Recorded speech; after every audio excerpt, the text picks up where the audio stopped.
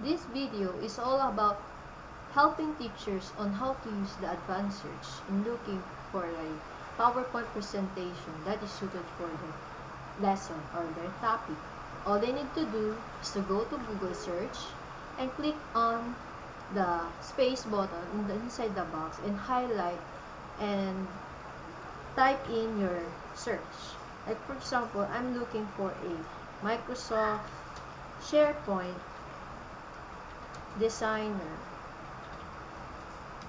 2007. And look to your lower right, you can see the gear.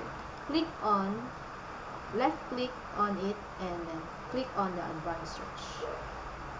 And go down, and you can see the file type. Change the file type to PowerPoint presentation. And click on the advanced search.